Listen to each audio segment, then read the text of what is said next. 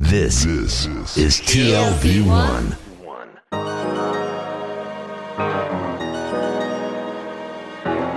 The Tel Aviv Review. Hello and welcome to the Tel Aviv Review. I'm your host, Gilad Halpern. And I'm Dalia Shenlin. Every week we bring you conversations with authors about the books and research and other things that we like. And if you like us, please consider becoming a Patreon supporter by going to our homepage, that's tlv1.fm/Tel Aviv Review. Scroll down to the bottom and click the big red button that says Patreon. Click and support us because we're counting on you. And this episode is part of a series in partnership with the Israel office of the Konrad Adenauer Foundation, focused on democracy, populism, authoritarianism, and other wonderful stuff. And our guest today is Véronique Mottier. She is a fellow and director of studies at Jesus College at the University of Cambridge, and she's speaking to us from Cambridge today. She is also professor in sociology at the Center for Gender Studies of the University of Lausanne. Véronique has produced many scientific publications in the areas of social and political theory, gender and sexuality, and she is currently writing a book on the history of French social theory for Harvard University Press.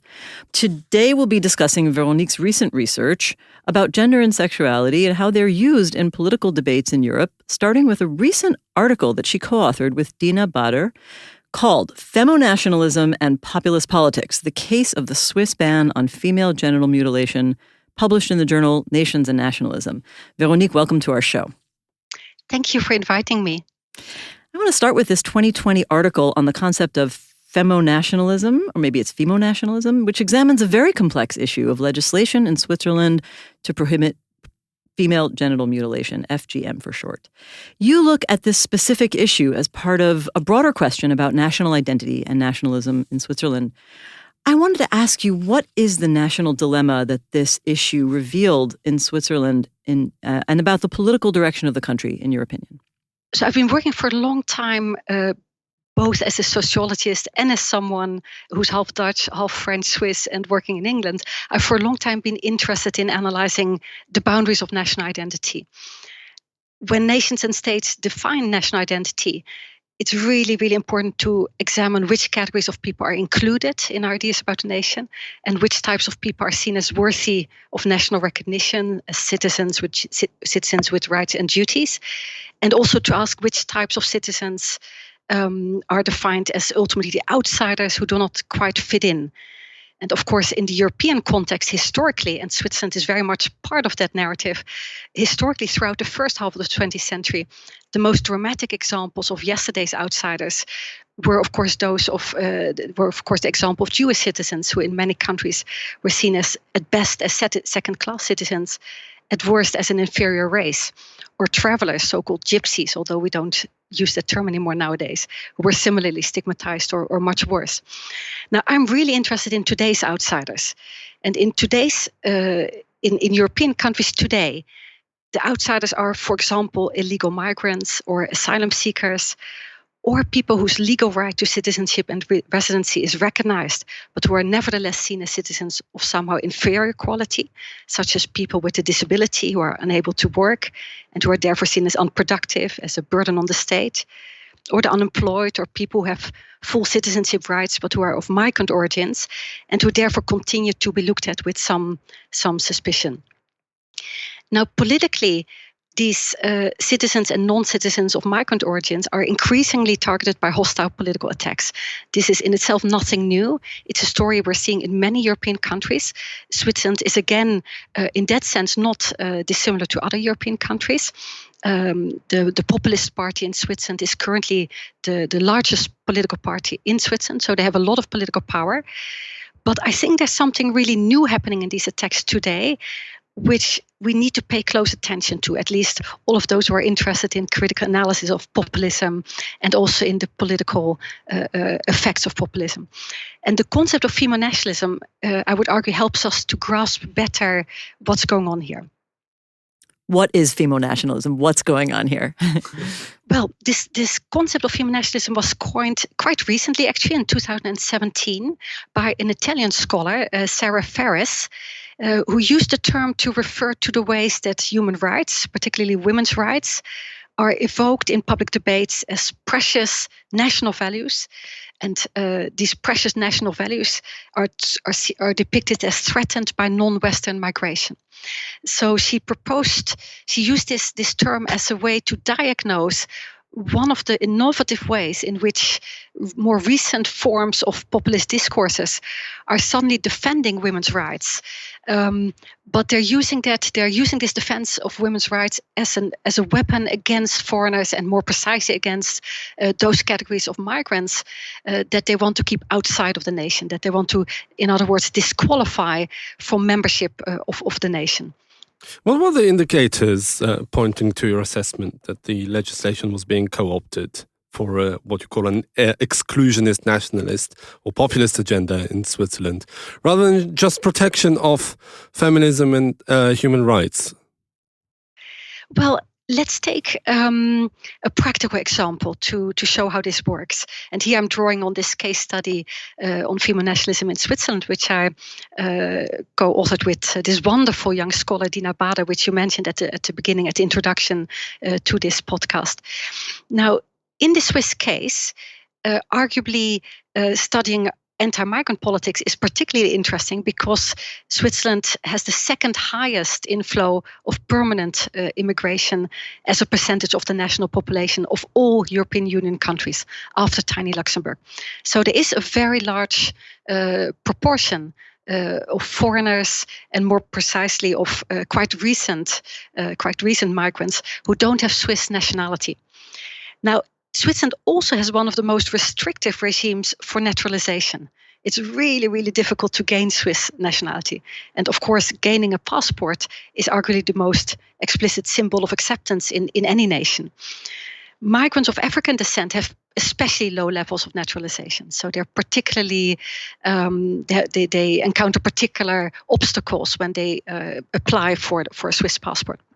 Now, in recent years, the Swiss People's Party, the right-wing populist party, has been turning anti-migrant sentiment into a winning formula in the ballot box in a country that has direct democracy. So concretely, what does that mean? It means that the population, or more precisely, those that have the right to vote, which is of course not at all the entire population, those that have a right to vote are asked to approve or to reject specific new laws. So the Swiss People's Party have launched successful anti-migrant votes, which targeted Muslim migrants or migrants of African descent. For example, in the ban on the building of minarets in Switzerland, which was accepted in 2009, while other votes targeted especially Muslim women. For example, the recent vote in March 2021 on the banning of the face or head coverings. Now, interestingly, this vote did not actually specifically mention Muslim women, but it was widely presented in the political debates as an anti-burqa ban. And it was accepted by the Swiss population after a vigorous campaign on the part of the Swiss People's Party. And the fact that at the time of the ban on the new minarets in 2009, there were only 3 minarets in the entire country. At the time of the vote on the face coverings in March of this year, there were hardly ever any burqas seen in public in Switzerland, and not more than a couple of dozens of women who wear niqabs in the entire country. That shows quite an important role played by political fantasy within these political debates. So we find here very successful populist campaigns against particular groups of relatively recent migrants, and these votes get through thanks to an alliance between these populist arguments and also feminist arguments. Now, in our article, we zoomed in on one particular law in the political debates around another new law, which was also initially triggered by an initiative taken by the Swiss People's Party. And that is the law on the ban of female genital mutilation, which was passed in Parliament several years ago. It came into effect in 2012. And this was a really unusual law in that it was accepted in Parliament almost unanimously, with 99% of the parliamentarians voting to support it. Now, this level of consensus around an issue which was portrayed as an issue of women's rights is extremely rare in Switzerland, where populist politicians have a very long and, I would say, well-deserved record of opposing any improvements to women's rights, either in family law or with respect to the considerable pay gap in Switzerland, or with respect to other arenas such as abortion rights, for example.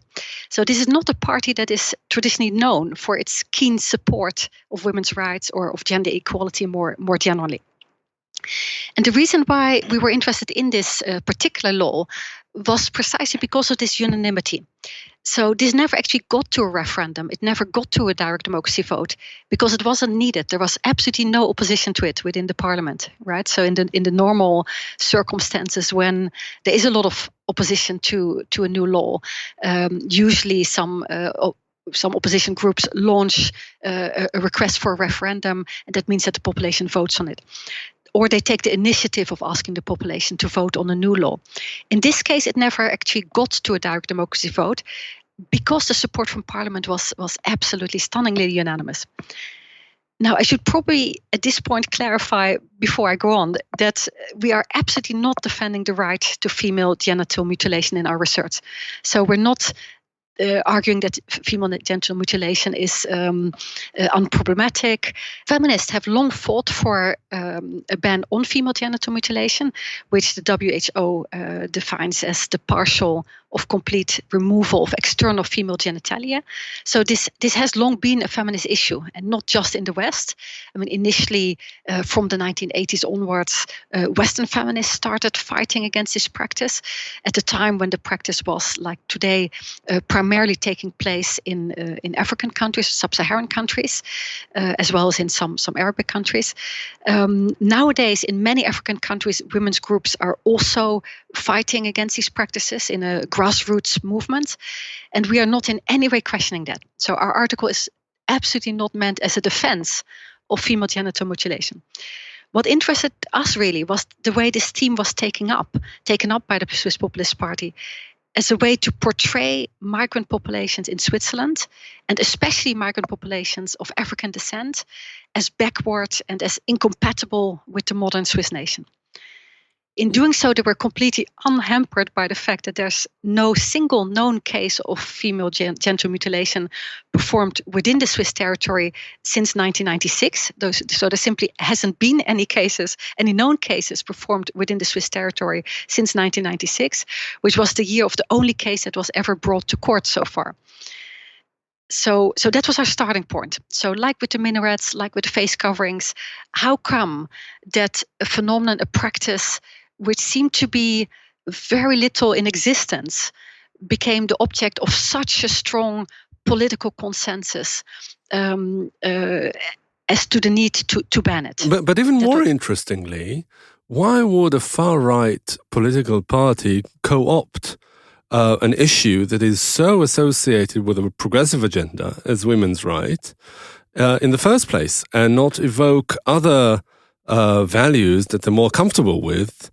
I don't know, like Christianity or, old school liberalism. Is it just purely cynical, or is there more to it? Yes, it's definitely, that's a really important question. And I think that the answer to that requires us to really think about political strategy. Now, all of these populist parties that are currently expanding enormously in Western Europe, at the time that they were still mostly defending very traditional views of, for example, women's, of female and male roles in society, at the time that they were, for example, if we take the French example, that they were explicitly expressing anti-Semitic discourses or explicitly racist discourses, they didn't get that many votes. And that's true for France, it's true for the Netherlands, it's true for Italy. The Swiss case is a little bit differently because it was traditionally a farmers' party, so that was always quite a big party. But there's a real change in political strategy there, and that change is one which is really international. And in this respect, Switzerland is not an example. But in this sense, I want to ask you the opposite question as well, which is, we are looking at this, or you are in the article, as an example of a far-right party or a populist party co-opting progressive values.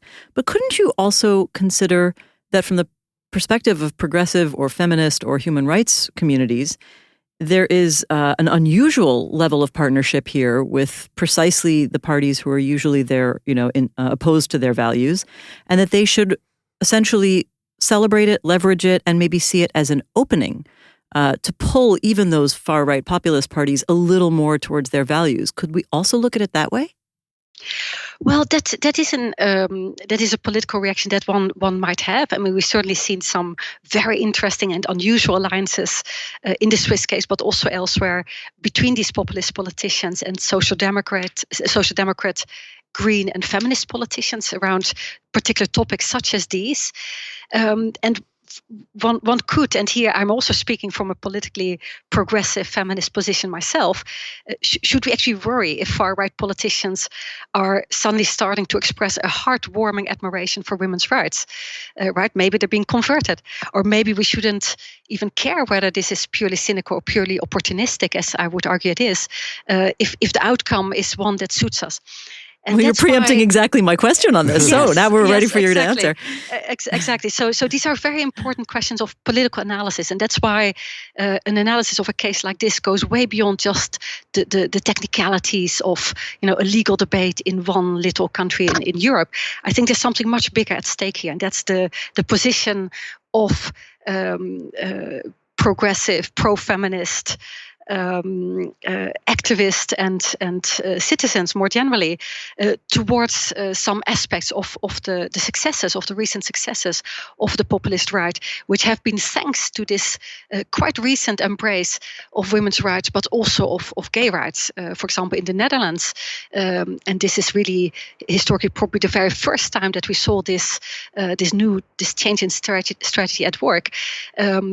Pim Fortuyn, who was a Dutch politician, who was a very charismatic leader of and founder of the far-right party in the Netherlands until his assassination in 2002. Well, he was probably the first one to embrace this new strategy. So in his 1997 book titled "Against the Islamization of Our Culture, Dutch Identity as a Foundation," he developed a very strong argument which embraced both gay rights and women's rights, where he said things like, and here I'm quoting, "I have no desire to do the emancipation of women and gays all over again." So he was actually, interestingly speaking, as a gay man, as an openly gay man from the far right. He was probably the first man of the far right to be openly gay in politics. And he really used very, very cleverly this idea that we need to protect the achievements of the gay rights struggles and also of feminist movements, and wielded that as a weapon against what he portrayed as the threat to these core values of the Dutch nation on the part of, in particular, Muslim migrants. So we could take this more cynical view that if this sudden change in strategy sometimes helps us to achieve some elements of a different agenda, of a progressive agenda, then perhaps we shouldn't worry.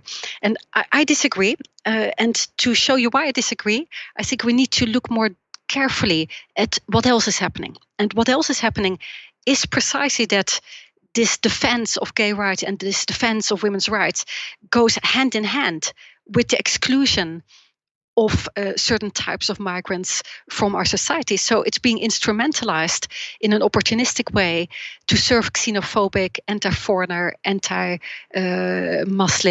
arguments.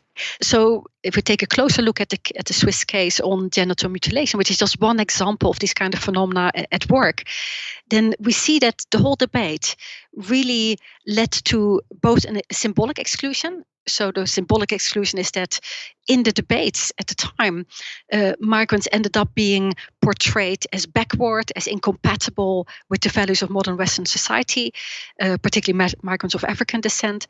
So, for example, the parliamentarians, the populist parliamentarians declared that Switzerland should fight against this medieval barbaric practice. I'm quoting here, I'm giving literal quotes from the parliamentary debates.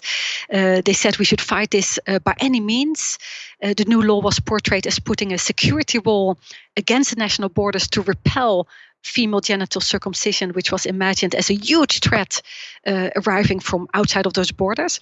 And in this process, African women were also portrayed as inferior to native Swiss, between quote marks.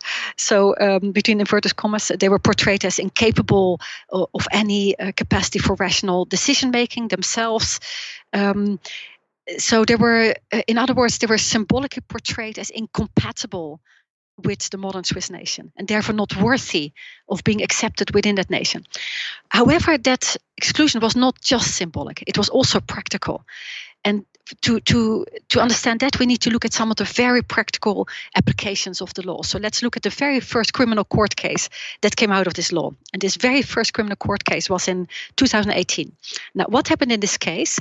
Well, this was a court case launched against a 30-year-old Somali woman who had quite recently arrived in Switzerland. She had made a request for asylum. She had arrived with her husband, but she wanted to divorce her husband. So in this quite difficult family context, her husband then reported her for having had their daughters circumcised while still in Somalia. And in the law, in the ban on female genital mutilation, there was a clause about extraterritoriality. Now, the clause about extraterritoriality had as its aim to stop, to try to prevent FGM tourism. In other words, it tried to stop migrant parents from taking their daughters in the summer holidays to the country of origin, having them circumcised, and bring them back to Switzerland, having had the procedure having had it taken place. So the court used this clause of extraterritoriality, interpreting it in an extremely broad way, in which it was not initially intended in the law, and on those grounds convicted the woman to an 8-month suspended sentence on the grounds that she had organized the circumcision of her daughters before even arriving in the country, right? And the argument here was that made her unworthy of. Sorry, I'll start that last sentence again. So another factor we need to understand was that this couple did not have permanent residency rights yet. And the implications, the effects of this court conviction was that her application for asylum was also now at risk, because under Swiss law, anyone who has already broken Swiss law before making their application for asylum will have their request rejected, or risks seeing their request rejected on those grounds. So very concretely, the implication of this very first court case that resulted from the new law is that any parent accompanied by a daughter who has undergone FGM abroad could now see their asylum claim rejected on the grounds of the official expression of being unworthy of refugee status. And that notion of being unworthy of refugee status refers to the fact that they violated the Swiss criminal code before arrival.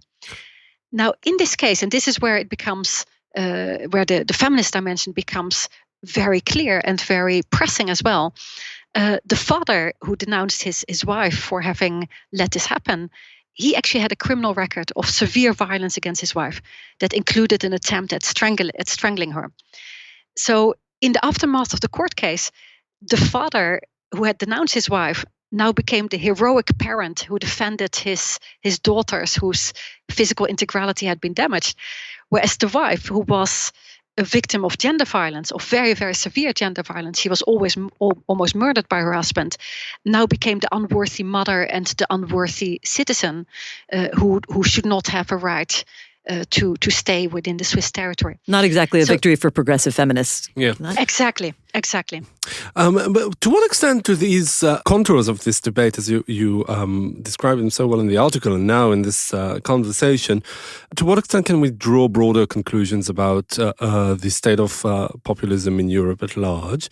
And to what extent are these modalities really specific to Switzerland, with all its specific features, such as, a hybrid national identity and the decentralized nature of federal politics? Because what you look at is really the federal level of politics, and in Switzerland it's probably more complicated than in more centralized countries like France.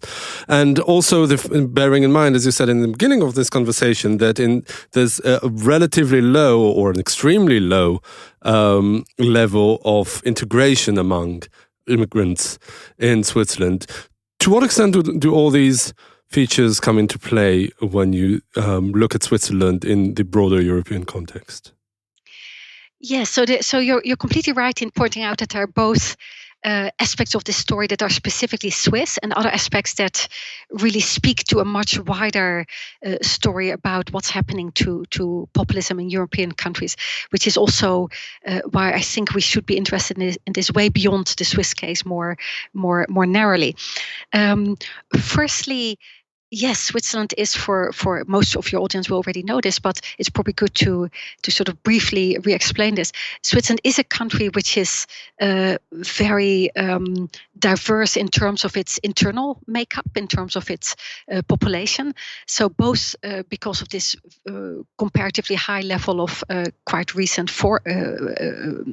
arrivals from other countries. So because of its relatively high levels of migration, but also apart from that, because of course it's a country which has 4 languages, it has several religions, it has had religious wars not such a long time ago between Protestants and Catholics. It has very different regional cultures. It's a federal state. Of course, the whole political system is designed to make all of these different communities somehow hang together. So it's designed on the principle of a recognition of difference, and it's designed on the principle of a right to cultural differences.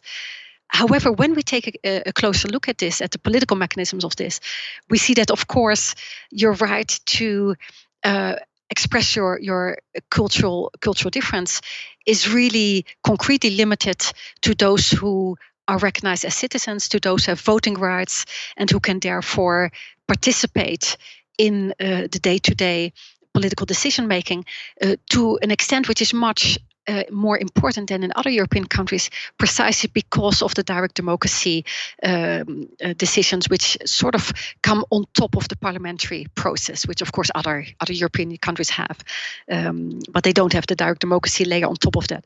So direct democracy offers in the Swiss context a particular political opportunity, right, for populists. It's a really very attractive weapon for populists because you can go for issues. And almost by definition, it's attractive to populists because you're appealing to the entire public directly on a particular issue. And so that's practically what populist leaders do as part of their political and governing and rhetoric and style, right? Exactly. It's their bread and butter. And from that point of view, Switzerland is a very, the political system in Switzerland offers wonderful political opportunities to populist politicians, which they exploit very, very intensely. So that's at the level of specificities. I should maybe also quickly add one nuanciation, and that is that amongst foreigners, so by foreigners I mean people who don't have Swiss nationality, who therefore cannot vote, amongst foreigners there are also degrees of integration. So on the whole, people who are from the European Union or American migrants, people who work for the UN, for example, in general, enjoy quite an easy entry into Swiss society. So not all of them can vote, but they generally don't encounter the same level of societal discrimination, and neither the same level of legal discrimination or legal differential treatment that migrants from other areas of the world, and particularly of African descent, encounter. And that's really embedded in Swiss law, this hierarchization of different types of foreigners. So foreigners are not an undifferentiated category in the Swiss context. They are differentiated according to their origins, and that adds an important additional layer of racialization of this notion of foreigners. Now, if we now look at what's more similar to other European countries, then I think what we're seeing here in terms of the rise of the populist right, and I would call the Swiss People's Party in Switzerland not so much a party of the far right, but more a part of the populist right.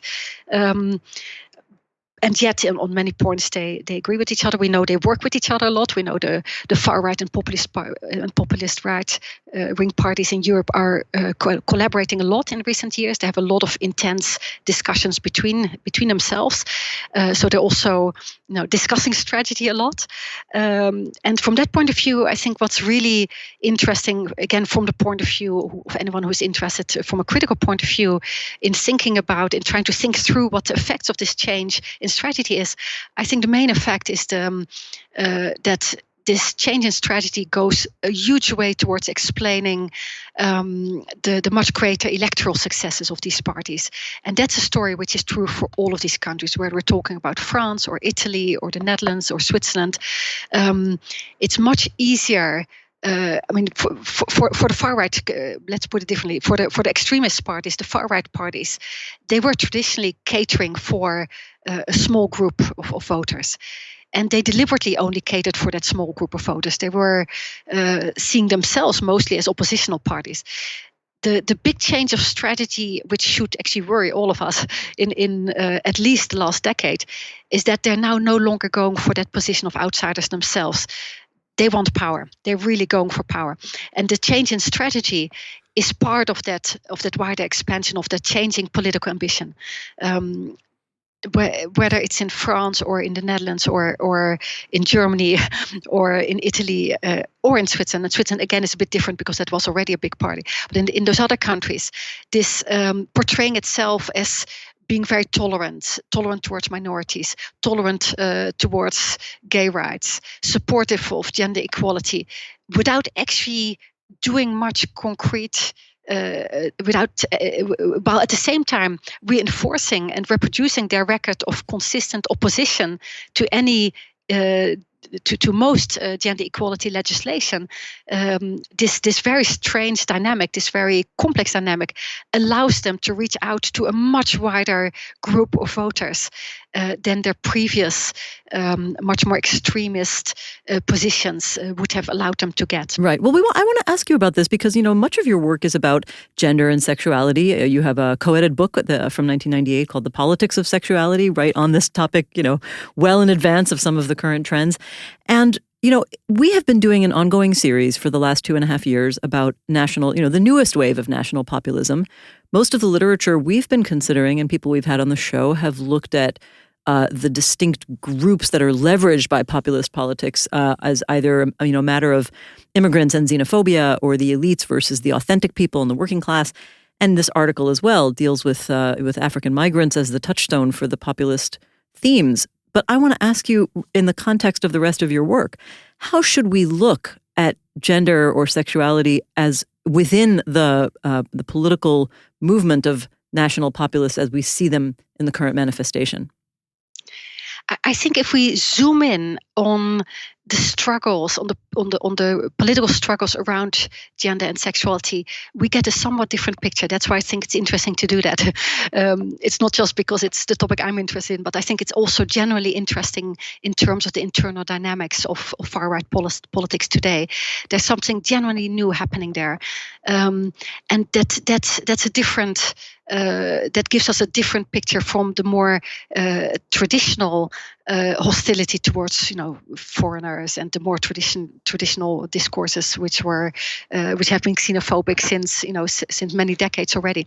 That's why I think looking at the politics around sexuality, looking at the ways in which sexual norms and gender norms are being mobilized and instrumentalized within political debates, and not just looking at their trajectories within the political debate, but also looking at the effects of the possible legislations that are produced in the name of women's rights or in the name of gay rights, really requires us to not necessarily to rethink that early analysis of my colleagues, who I completely agree with, but it allows us to see that there's also something additional going on. So we have both these much older dynamics of hostility against groups that are portrayed as not fitting in, and whether it's the Jews or whether it's Jews on the basis of anti-Semitic positions, or whether it's Muslims on the grounds of contemporary xenophobic positions against more recent groups of migrants in the European context. All of that had been happening already, but the innovative use, the innovative embracing and defending, or at least I would say the opportunistic defending, the occasional defending of women's rights in this context, allows us to see that the strategies are changing. And I think that also allows us to understand why we're amongst the supporters now seeing groups that we would not have expected to see amongst them in the past.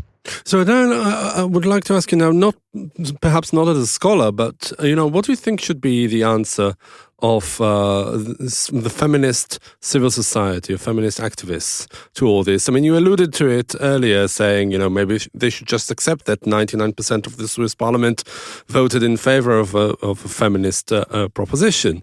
Or maybe they should devise a more elaborate strategy to further their feminist agenda in another way. What do you think should be their answer?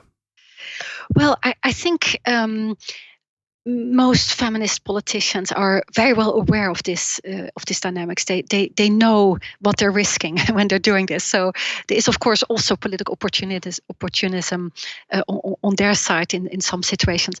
So I wouldn't like to claim to be the person to tell feminist politicians what to do or what the risks are. I think they're well aware of what the risks are. Where I do think. And here again, speaking as a feminist myself, I do think that the struggle to promote women's rights, it can occasionally lead to these very uncomfortable alliances. But if so, then also within those debates, one should never, I think, stop promoting one's own positions. So what you see when you zoom in on these very specific moments where you see these alliances happen, is that for all sorts of tactical reasons on both sides, these natural enemies, because populists and feminists are usually natural enemies of each other, these natural enemies suddenly stop fighting each other and produce these alliances, what one could call discursive coalitions, which means that they're coalitions just around a particular discourse, not a coalition of a group coming together. These are not groups coming together. They're just political actors, activists, and politicians coming together around a particular rhetoric. And one political point one could possibly make here is that within that very temporary, unstable discursive coalition, one should be very careful to keep highlighting one's own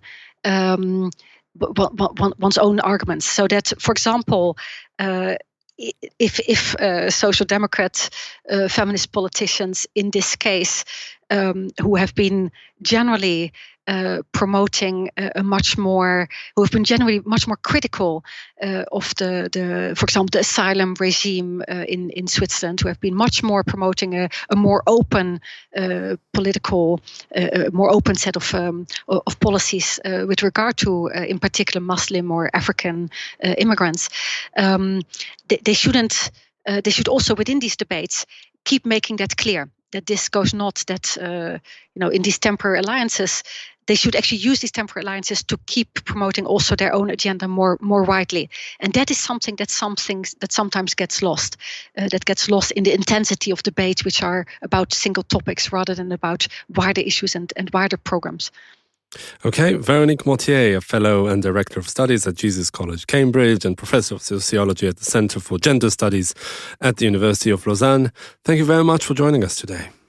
Thank you for inviting me. It was a pleasure. And many thanks to Itai Shelem, the manager of TLV1 Studios, and to our producer Ariel Cohen, and once again to the Israel office of the Konrad Adenauer Foundation for their partnership and support for this series. And now we've got a request, because many or most of you listen to us on the Apple Podcast app, and we would like to ask you to please consider writing us a review of any kind. You too can support us by going to our website and subscribing onto our Patreon campaign. Please check out our archive that has well over 600 interviews. Like us on Facebook, follow me and Dalia as well as the Tel Aviv Review podcast on Twitter. And join us again next week for another edition of the Tel Aviv Review. And until then, from me and from Dalia, goodbye.